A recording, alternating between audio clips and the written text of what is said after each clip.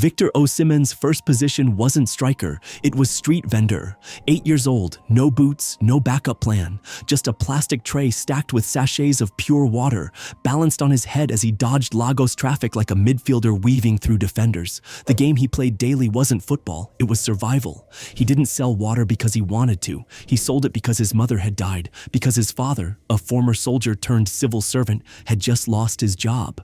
Because the rent was due, the food was gone, and someone had to try, so Victor tried. Morning till night, he chased coins through exhaust fumes and screaming bus horns. No rest, no school some days, just the heat, the hustle, and a hunger that didn't go away, not even after eating. He ran because if he slowed down, someone else would take the corner, or the money, or worse. The house he lived in was barely a house, a single room they called Face Me, I Face You. A slum-style apartment block where families lined up to share a bathroom and the walls could hear everything. At night, if the rain fell, the water rose. Floods crept in through cracked tiles and soaked the thin mattress where Victor slept beside his brother. And yet, football was always there, not as a goal, as an escape. A rough, unpredictable 20-minute joyride between deliveries, a chance to forget. He'd kick bottles, stones, old tennis balls, whatever rolled. On the street, he wasn't Victor the vendor. He was Victor the threat. He didn't dribble with flair. He dribbled with violence, with desperation. He didn't smile after goals. He screamed. His pace wasn't developed in academies. It was survival instinct, learned on broken pavement. Nobody coached him, nobody corrected him, and nobody could catch him. One afternoon, during a makeshift tournament near Oregon, a local coach watched him sprint 40 yards to win a ball, slide into a tackle, bounce up, and smash it past a makeshift goalkeeper like he was angry at the net. "Who's that boy?" the coach asked. Nobody really knew. Just some water hawker from Alusasun. A kid with the kind of engine you couldn't train and the kind of edge you couldn't fake. At first, they didn't believe his age. Too tall, too raw, too much menace in his eyes. He looked like a 17-year-old playing with children. But when they checked the papers, the shock hit. He was only 13. That night, the coach gave him a pair of real football boots. Hand-me-downs, half a size too big. Victor didn't care. He wore them to sleep. That was the moment it began, not with a contract, not with an agent, but with a pair of borrowed cleats and a quiet promise to himself, if this is the way out, I'm not stopping. Within a year, he was invited to the national youth screening in Abuja. 1,000 boys, all faster, older, more polished. But Victor didn't blink, because none of them had outrun buses for a living. None of them had played in floodwater. None of them had sold water to eat. And when the scouts made their final cuts, out of 1,000 kids, Victor Osimhen's name was on the list. He wasn't going to Europe, not yet, but he was about to enter the most brutal proving ground in African football, the Nigerian U17 national camp. The Nigerian U17 camp wasn't football, it was war. 1,000 teenagers, all with the same dream, all with nothing to lose. They came from villages, ghettos, satellite towns, boys who had seen death, betrayal, hunger, boys who would break a leg to win a spot. And Victor, he didn't come to make friends. He came to survive. Again, he trained like his life depended on it, because it did. While other boys tried to impress the coaches, Victor hunted. Every drill, every scrimmage, every 50-50 ball, he treated it like the final. He chased defenders like they owed him money, scored goals with the rage of someone who'd been ignored too long. The coach said he was raw, but every day, that rawness became sharper, leaner, meaner. And when Nigeria's U17 World Cup squad was announced, only 21 names made the list. One of them, etched in permanent marker, was Victor Osimhen. Chile, 2015. That was where the world met him. First game, 2 goals. Second game, a penalty won, a goal scored. He didn't stop. By the time Nigeria reached the final, Victor had 10 goals in 7 matches. Golden Boot, tournament winner, star. He didn't celebrate with a speech. He didn't even cry. He just looked up at the sky and whispered, "We're out now, mama."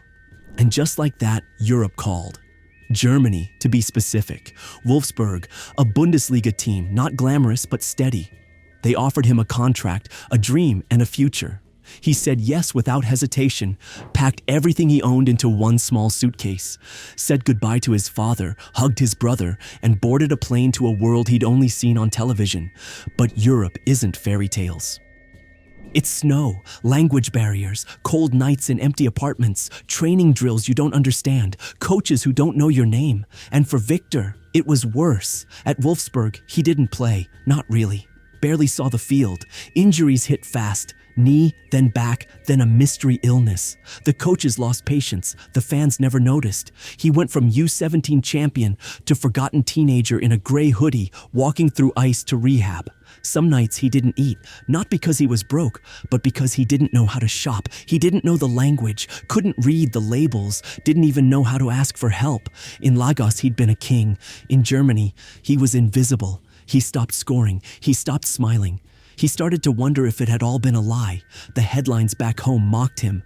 Another Nigerian talent wasted in Europe. Osimhen, one tournament wonder. Nobody remembered the boy who sold water in traffic. They only saw the silence.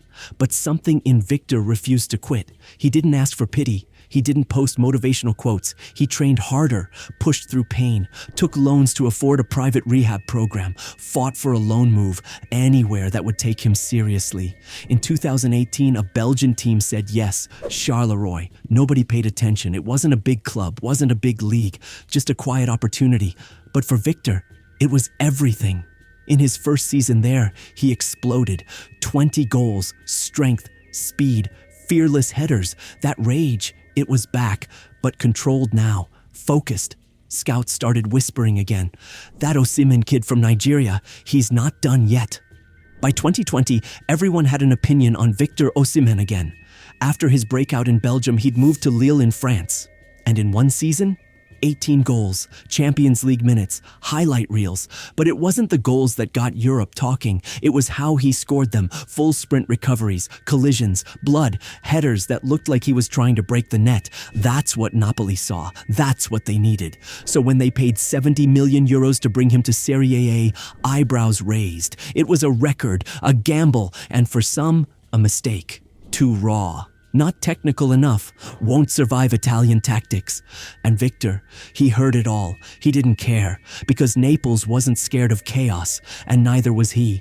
If Milan is fashion and Rome is politics, Naples is fire. It's a city that doesn't do silence. Drums at midnight, chants that shake walls, a club haunted by ghosts, by Maradona, by close calls, by collapse.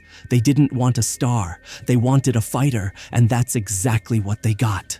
Osimhen didn't walk into Napoli. He charged in. First season goals. Scrappy, hungry, ugly, beautiful goals. Second season dominance. But just as he began to take over, his face broke. November 2021. A brutal clash in the air. Fractured eye socket. Multiple cheekbone breaks. Internal bleeding. The doctor said he was lucky to see again.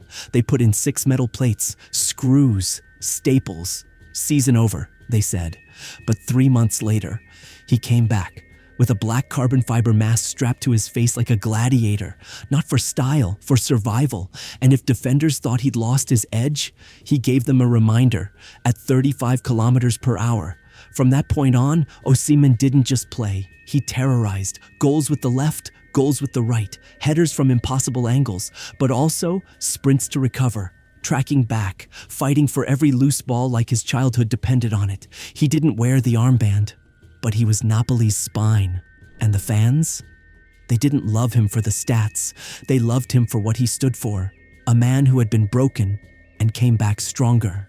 2022/23, the season of prophecy. Napoli, always the romantic tragedy, suddenly became a machine.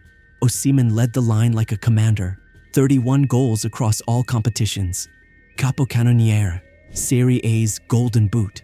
But most importantly, Napoli won their first league title in 33 years. Not just a win, a resurrection. The city lit flares for a week, painted murals of him and Maradona side by side. They didn't just call him a striker, they called him their savior. And through it all, he wore the mask, not for injury anymore, but for identity.